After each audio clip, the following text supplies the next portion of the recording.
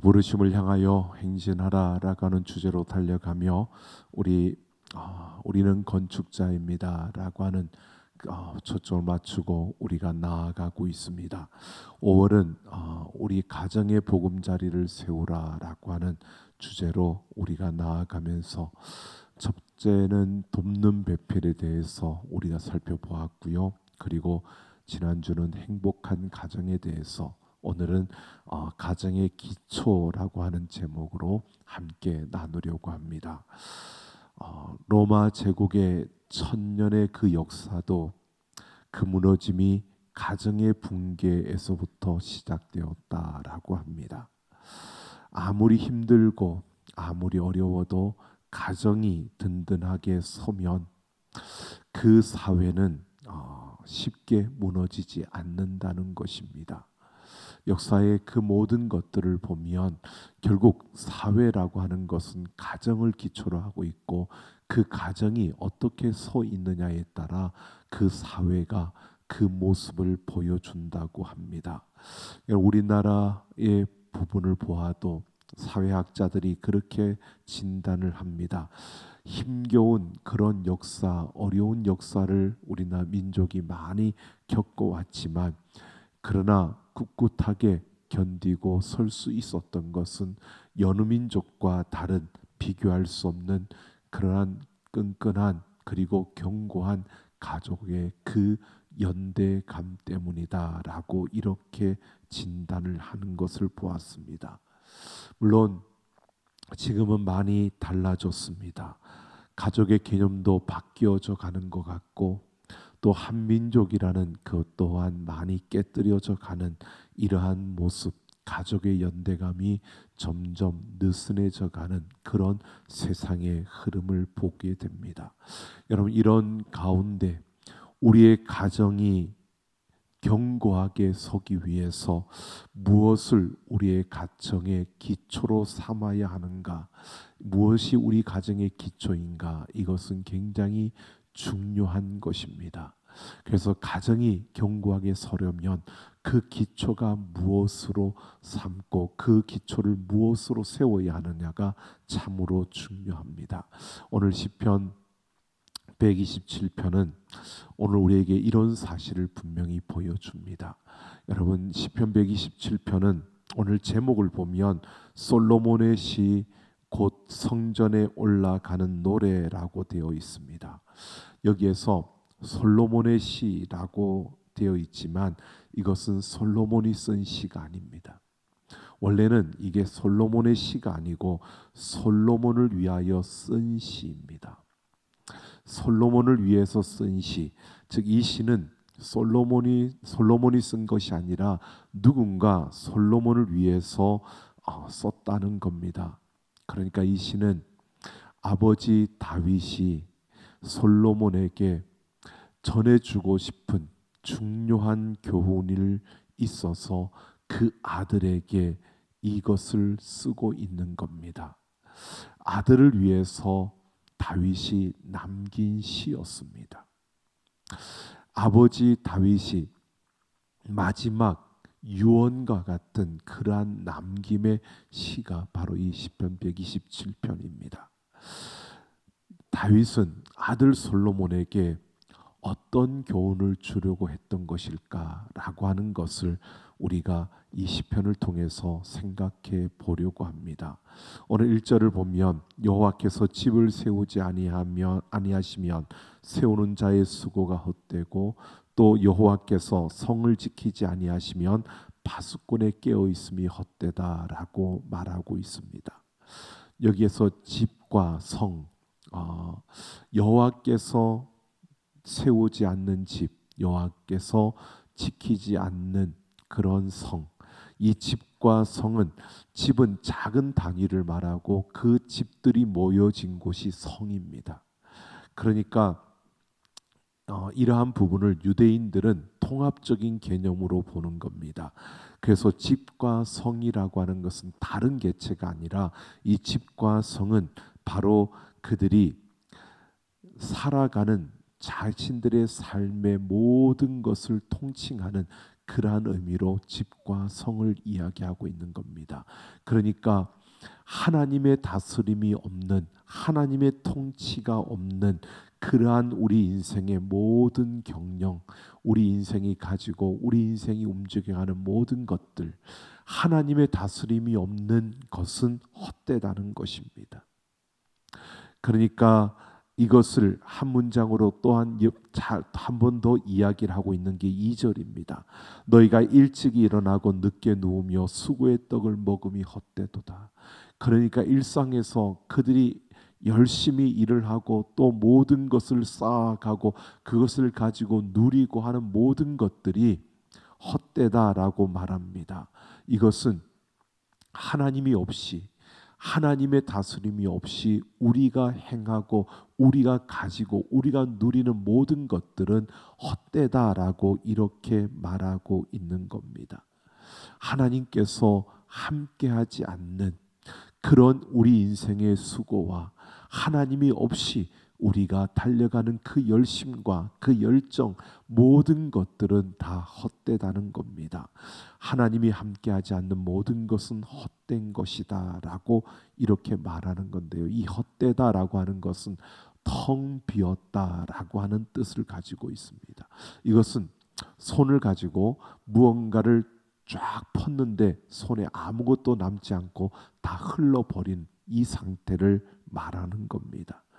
그러니까 부지런히 살았고 열심히 살았고 남들보다 더 최선을 다해서 노력했고 남들보다 잠을 자지 않고 더 열심히 일을 했는데, 그러나 하나님이 통치하지 않는 인생, 하나님이 함께하지 않는 인생은 그 모든 것이 헛되다는 것입니다.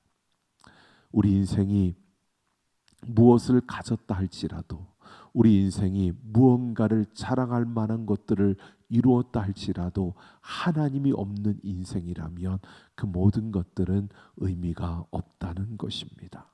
그래서 2절 하반절에 보면 그러므로 여호와께서 그의 사랑하는 시는 자에게는 잠을 주시는도다라고 이렇게 말합니다. 여기에서 우리가 시편 127편을 읽다 보면 좀 뜬금없는, 우리가 지금 2절 상반절까지는 이해를 쉽게 할 수 있습니다. 하나님이 없이, 하나님이 지키지 않으면 다 헛된 거야, 이렇게는 쉽게 할 수 있는데, 그런데 이 그러므로 여호와께서 사랑하시는 자에게는 잠을 주신다라고 하는 이 부분을 우리는 좀 생뚱맞게 느껴질 수밖에 없습니다.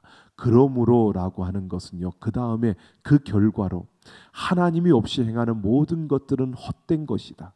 그러므로, 근데 그러므로 다음에 결론적인 뭔가가 나와야 되는데 그 다음에 이야기가 결론이 없이요, 뚱딴지 같은 그 사랑하시는 자에게는 잠을 주신다라고 합니다.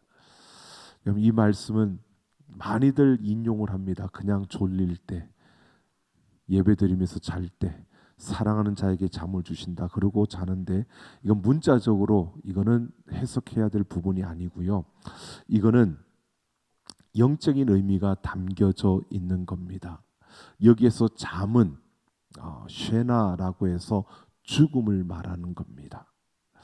여러분, 죽음, 보통 성경에서 잠을 죽음으로 이야기하고 죽음을 그래서 잔다라고 이렇게 표현하는 것을 우리가 첫 시간에 제가 말씀드렸습니다. 돕는 배필을 이야기할 때, 여러분, 하나님께서 아담을 잠재우시고 아담의 허리에서 그 갈비뼈를 빼어서 하와를 만드셨습니다.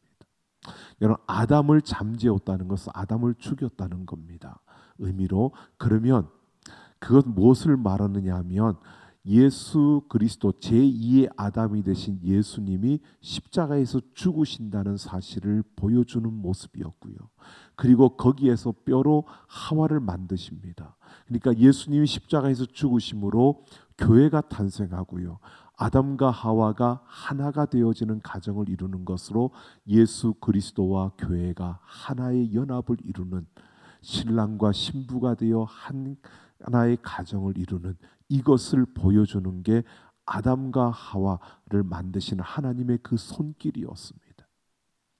여러분, 이것이 이렇게 교회를 탄생하고 이렇게 만들어가는 온전한 그 구원의 역사를 보여주고 있는 것입니다.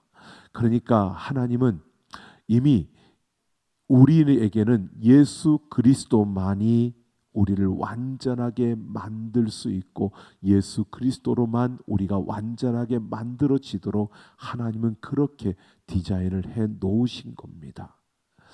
이것이 오늘 시편 127편 2절 하반절에 연결되어지는 겁니다. 여러분, 사랑하는 자에게, 사랑하시는 자에게 잠을 주신다라고 하는데요, 이 사랑하시는 자에게 죽음을 준다는 뜻입니다. 이 사랑하시는 자가 누굴까? 이 사랑하시는 자가 바로 예수 그리스도입니다. 왜요? 마태복음 3장에 보면 예수님께서 요단강에서 세례를 받으시고 올라오실 때 하늘문이 열리고 성령이 비둘기같이 내려오면서 하늘에서 음성이 나서 뭐라고 하느냐면 이는 내 사랑하는 아들이요 내 기뻐하는 자라고 말합니다. 성부 하나님이요, 바로 구원을 이루실 그 성자 예수님을 향하여서 사랑하는 자라고 부르고 있다는 겁니다. 그렇기 때문에 이 시편 127편에서 사랑하는 자라고 말하는 것은 바로 예수 그리스도를 말하는 거고요. 사랑하는 자에게 잠을 주신다라는 것은 바로 예수 그리스도의 십자가의 죽음을 미리 우리에게 말해주고 있는 겁니다. 즉 그리스도가 우리를 위해서 어떻게 구원을 베푸시는가, 바로 그 그리스도가 우리를 위하여 죽어 주심으로 그 죽음으로 우리를 바로 구원하신다라는 사실을 사랑하시는 자에게 잠을 주신다라고 하는 이 표현으로 하고 있는 겁니다. 그러니까 다윗은 사람이 집을 세우고 파수꾼이 그 성을 지키며 일찍 일어나고 또 수고의 떡을 먹으며 열심히 살면서 구원을 이루려고 노력하고 또 그가 무언가를 이루고자 그렇게 달려가는데 하나님의 통치와 하나님의 은혜와 하나님의 다스림이 없이는, 하나님의 그 은혜가 없이는 인생의 모든 수고로움이 헛될 수밖에 없다는 겁니다. 아무리 너희가 노력을 해도 그 못다한 것을 가지고 그것을 한다 할지라도 너희는 구원을 얻을 수 없다는 것입니다. 그러므로 하나님께서 사랑하시는 자에게 잠을 주신다라고 하는 겁니다. 너희가 구원을 얻을 수 없으므로, 그러므로 하나님께서 그리스도를, 바로 예수 그리스도를 죽게 하신다는 겁니다. 사랑하시는 자에게 잠을 주신다라고 이렇게 말하는 겁니다. 그러므로 예수 그리스도의 죽음을 통해서 너희에게 그 구원을 이루어 주신다고, 그 구원의 길이 열릴 것이라고 말하고 있는 겁니다. 그런데 우리가 지금 예수님이 십자가에서 죽으신 사실을 알고 있기 때문에, 우리를 위하여 그렇게 죽으신 것을 알기 때문에 이 말씀이 쉽게 우리는 이렇게 풀어집니다. 그런데 지금 다윗이요, 그 아들 솔로몬에게 이 이야기를 하고 있는 겁니다. 그러니까 다윗은 여러분 그냥 한 왕으로서 하나님을 대신하여 나라를 다스리고 그 하나님을 대신하여 그 나라를 부강하게 만들고 그렇게 다스린 그런 하나의 왕이었지만, 그런 인생의 그 모든 고통과 아픔과 많은 경험들을 하면서 그가 느낀 것은요, 그가 깨달은 것은 내가 어떤 것을 하더라도, 내가 어떤 노력을 하더라도, 내가 어떤 승리를 이루더라도 내 구원을, 내가 이 모든 인생의 문제를 해결할 수 있는 방법이 없었다는 겁니다. 그 하나님께서 바로 사랑하시는 자를 통하여 잠을 주시는, 바로 그 하나님께서 우리에게 약속하신 그 메시아가 와서 우리를 구원하기 전에는, 그 메시아가 우리를 대신하여 죽음에서 그 죄값을 치러주고 우리를 구원하기 전에는 아무런 답이 없다는 것을 이 다윗이 깨닫고 보았다는 것입니다. 그래서 그 아들 솔로몬에게 다윗이 그렇게 말하고 있는 겁니다. 내가 거대한 이 왕국의 왕이 되어서 모든 금은 보화를 가지고 모든 권력을 가지고 내가 할 수 있는 모든 것들을 다 하고 모든 것들을 다 그렇게 누린다 할지라도 너는 그 모든 것들이 너를 구원할 수 없다는 겁니다. 그 어떠한 것도 너를 만족시켜 줄 수 없다는 것이고요. 너를 구원할 것이 이 세상에 그 어디에도 없다는 것입니다. 그것은 오직 우리의 혈통을 따라 오실 하나님이 약속하신 그 메시아 예수 그리스도만이 우리의 소망이 된다는 것을 지금 솔로몬에게 알려주고 싶었던 겁니다. 그 메시아가 오셔야 바로 하나님께서 사랑하는 그 메시아가 와서 우리를 위하여 죽어 주셔야 바로 우리에게 소망이 있다는 것을 그 솔로몬에게 말하고 싶었던 것입니다. 여러분, 다윗이 이 솔로몬을 낳았을 때 이미 다윗의 나이는 많았고요. 그리고 이 솔로몬의 어머니가 바세바입니다.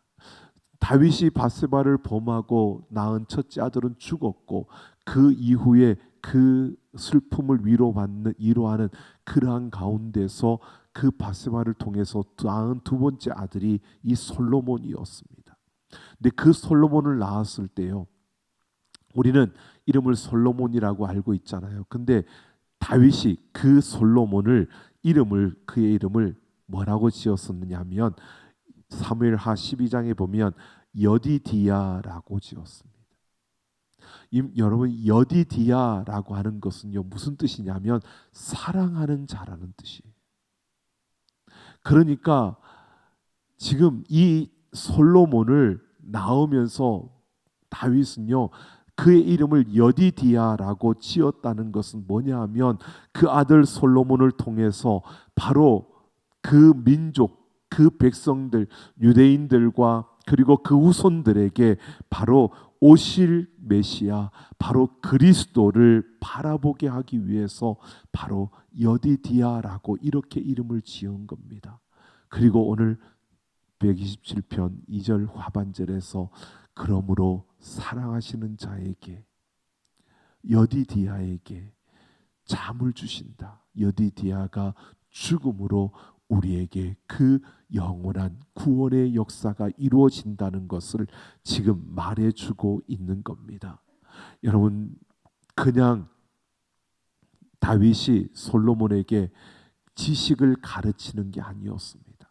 아버지로서 그 자녀에게 당부하고 싶었던 생명과 같은 유언이었습니다. 그래서 그 아들을 위해서 솔로몬을 위해서 이 시편을 짓고 있는데요. 이것을 좀 더 구체적으로 3절에서 이렇게 말합니다. 보라, 자식들은 여호와의 기업이요 태의 열매는 그의 상급이로다. 이 부분도 시편을 읽다 보면 다 이렇게 연결이 되어지는데 좀 엉뚱하게 이 말이 있는 것처럼 보여집니다. 여기에서 자식들은요 여호와의 기업이라고 합니다. 자식은 하나님의 기업, 하나님이 주신 기업이 아니고요 하나님의 기업입니다. 그러니까 내 것이 아니고 부모의 것이 아니고 바로 하나님의 자녀이고 하나님의 자녀인데 우리의 부모에게 그 양육하도록 맡겨진 그런 하나님의 기업이라는 겁니다. 여러분, 지금 다윗이요 자식은 하나님의 기업이다라고 하는 것은 내 것이 아니고 하나님의 것이라고 고백하고 있는 겁니다. 하나님의 기업으로서 내게 주어진 것, 그러니까 이 자녀를 통해서 내가 대리만족하는 것도 아니고 자녀의 양육을 내게 맡겨주신, 그저 내가 하나님께서 그냥 나에게 주신 축복의 통로로만 생각해서는 안 된다는 겁니다. 여러분, 유대인들은 자식은 하나님의 기업이다라고 이렇게 생각을 해서 그것을 이렇게 바라보고 있다는 겁니다. 함부로 그래서 자녀를 때리지도 않고요. 자녀를 함부로 대하지도 않는다고 합니다. 그러니까 우리하고 조금 다르죠. 자녀를 사랑하기 때문에 우리는 매도 들고, 물론 매를 들어서는 안 된다고 하는 것이 아닙니다. 그런데 함부로 다루지 않고 함부로 때리지도 않는 유대인들은 그 자녀들을 하나님의 기업이기 때문에 그냥 그 자녀들을 대로 존중을 하고 그렇게 바라보고 있는 모습이 바로 그들의 모습입니다. 이것은 왜 그러냐 하면요, 그들이 볼 때에 이런 겁니다. 다윗이 지금 솔로몬에게 이야기하는 것처럼 그 메시아가 우리 가운데서 난다는 겁니다. 그러니까 내 자녀를 통해서 메시아가 날 수도 있고 내 자녀가 메시아일 수도 있는 이런 상황이 지금 그들에게 계속되어지는 겁니다. 메시아가 언제 올지 모르는데 우리의 후손들 가운데서 온다. 그러니까 우리의 자녀가 메시아일 수도 있고 우리의 자녀의 자녀들에게서 메시아가 날 수도 있다라고 생각을 하니까 그들은 자녀들을 그냥 함부로 대할 수 없는 겁니다. 그래서 그 자녀들을 존중할 뿐만 아니라 그래서 태의 열매는 그의 상급이라고 하는 겁니다. 바로 그 자녀를 통해서 메시아가 날 것이기 때문에 이 자녀들 가운데 누군가를 통해서 메시아가 날 것인데 그 자녀가 누구인지, 나의 자녀인지 그 자녀인지를 모르니까 그 자녀 모두가 하나님의 기업이고 그래서 그 태의 열매는 바로 그의 상급이라고 이렇게 말하고 있는 겁니다. 그러면서 4절을 보면 젊은 자의 자식은 장사의 수중에 화살과 같으니 이것이 그의 화살통에 가득한 자는 복되다라고 말합니다. 또 주제가 달라진 것처럼 보여집니다. 이들의 문화가 있습니다. 여러분 우리가 지금은 그러지 않죠. 예전에 옛날에 우리 문화 가운데도 이런 게 있었습니다. 집에 아이를 낳으면요, 새끼줄을 가지고 문 앞에 겁니다. 아시죠? 젊은 사람 모를 것 같고요. 아들을 낳으면 붉은 고추를 중간에 끼우고요. 딸을 낳으면 검은 숫덩이를 끼워서 문 앞에 답니다. 그게 우리는 뭐 애군을 뭐 이렇게 하지만 이스라엘에도 그런 문화가 있습니다. 이스라엘은요, 자녀를 낳으면 문 밖에다가 활과 화살을 걸어 놓는다는 겁니다. 활과 화살을 거는데 이것은 우리의 가정에 미래의 생명의 부양자가 태어났다라고 하는 의미라는 겁니다. 그러니까 아이가 태어나면 그 대문 앞에 화살과 활을 걸어 놓는데 이것은 미래의 생명의 부양자, 즉 이것은 무엇을 말하느냐 하면 메시아를 뜻하는 겁니다. 바로 메시아가 날 수도 있고 메시아를 또 혈통을 이어갈 그러한 아이가 또 여기에서 태어났다는 것을 말하기 위해서 활과 화살을 걸어 놓는다는 것입니다. 그러니까 아이가 태어났을 때 활과 화살을 거는 이 풍습을 생각하면 젊은 자의 자식은 장사의 수중에 화살과 같다라고 하는 것은요, 오고 오는 그 자손들, 그 후손들을 통해서 메시아를 기다린다는 것을 말하는 겁니다. 메시아를 대망하고 있는, 메시아를 소망하고 있는 이러한 것을 말하는 거고요. 그만큼 메시아를 기다리고 메시아를 바라는 그러한 대망의 그러한 소망을 가진 그가 복되다라고 이렇게 말하고 있는 겁니다. 자, 그러면서 5절에서 그들이 성문에서 그들의 원수와 담판할 때에 수치를 당하지 아니하리로다라고 합니다. 성문이 등장하는데 히브리인들, 유대인들의 문화를 보면 성문에는 두 종류의 사람만 앉아 있습니다. 하나는 그 성의 리더, 지도자고요. 또 하나는 재판관입니다. 성문 옆에는 항상 재판하는 심판석이 있었습니다. 그러니까 성문이라고 하는 것은 바로 심판의 자리라는 뜻입니다. 그러니까 들어가느냐 못 들어가느냐, 이것을 심판하는 곳이 성문입니다. 그 성문에서 원수와 담판할 때 수치를 당하지 않는다라고 하는 것은요, 여러분, 원수는 참소하는 자들입니다.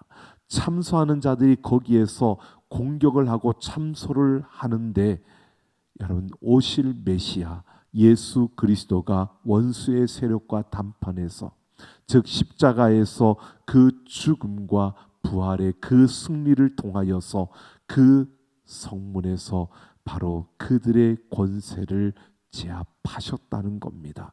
그래서 수치를 당하지 아니한다라고 이렇게 노래하고 있는 겁니다. 지금 다윗은요, 솔로몬에게 이렇게 말하는 겁니다. 너는 메시아 예수 그리스도가 너의 전부이어야 한다라고 이렇게 말하고 있는 겁니다. 내가 조금 덜 가져도, 내가 조금 힘겨워도, 내가 조금 바보처럼 보여지더라도 너는 예수 그리스도, 바로 메시아를 붙잡아야 한다라고 이렇게 말해주고 있는 겁니다.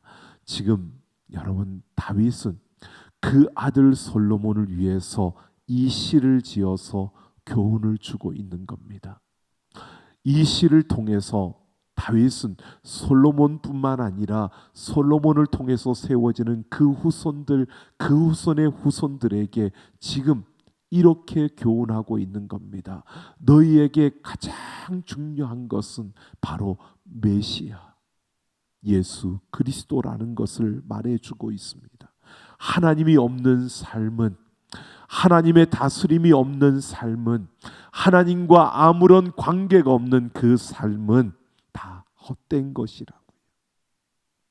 너희가 아무리 많은 것을 가지고, 너희가 아무리 많은 것을 모아두어도 하나님과 관계없고 하나님의 다스림이 아닌 그러한 다스림과 상관없는 그 걸음이라면 그 모든 것은 헛되다고 말하고 있는 겁니다. 그러므로 사랑하는 자에게 잠을 주시는 오실 메시아 그 예수 그리스도만이 너의 소망이 되어야 한다는 것입니다. 그가 그가 답이라는 것입니다. 그가 우리의 인생의 문제를 해결할 분이시라는 겁니다. 그를 우리의 가정의 기초로 삼아야 된다는 겁니다. 그를 놓친다면 모든 것이 헛될 수밖에 없다는 겁니다. 그래서 너희는 그 메시아를 기대하고 그 메시아를 소망하며 그 메시아를 붙들어야 한다는 겁니다. 그 메시아가 우리를 위하여 죽어 주심으로 우리는 그 성문에서 수치를 당하지 아니하고 하나님의 그 영원한 구원의 역사에 우리가 남을 수 있다는 것을 말해주고 있는 겁니다. 오늘 다윗은요, 그 마지막에 솔로몬에게 이렇게 당부하고 있는 겁니다. 그에게 많은 것을 물려주었습니다. 다윗은 그에게 왕위와 그리고 그 성전을 지을 수 있는 많은 재물들과 여러분 정말 많은 것들을 그 솔로몬에게 남겨주었습니다. 근데 다윗이 그것을 남겨주면서도 다윗은 솔로몬에게 그렇게 말하고 있는 겁니다. 내가 지금 너에게 주는 이 모든 것들이 하나님이 없다면 다 소용없는 것들이고,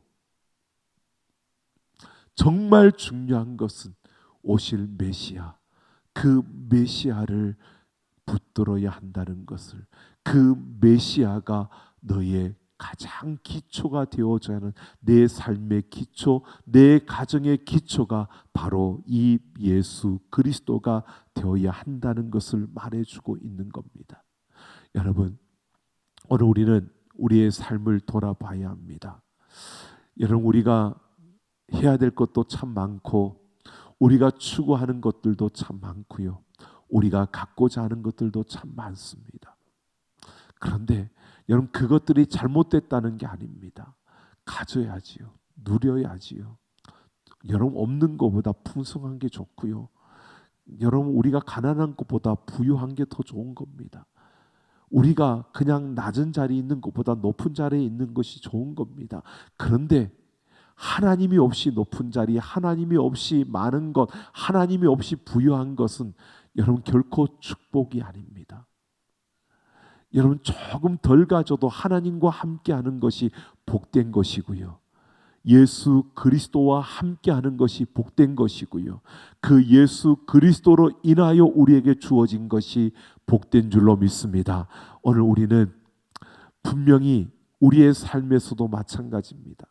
여러분, 조금 더 노력해서 남들보다 더 뛰어난 재능, 그러한 능력을 발휘하고 또 그렇게 인정받는 자리에 올라가야 합니다. 또 다른 이들보다 더 많은 스펙을 가지고 그래서 무언가를 드러내고 나타내고 그러한 실력으로도 그들에게 나 이런 사람이야 라고 보여줄 수 있는 그런 인물들이 되어야 합니다. 우리의 자녀들이 그런 모습을 갖추면 좋겠습니다. 하지만 그 모든 것을 갖추어도 그 자녀들에게 예수 그리스도가 없다면, 예수 그리스도와 상관이 없는 그 걸음이라면 헛되다는 겁니다. 여러분, 우리의 모든 인생, 우리의 삶과 우리의 가정의 기초는 예수 그리스도가 되어야 할 줄로 믿습니다. 이것을 우리가 놓치지 않고요, 우리의 삶에, 우리의 가정의 기초로 예수 그리스도를 붙들고 우리가 무엇을 하든 어느 자리에 있든 우리가 어떤 상황과 어떤 형편에 있든 예수 그리스도와 함께하는 우리의 가정과 우리의 삶이 되기를 예수님의 이름으로 축원합니다.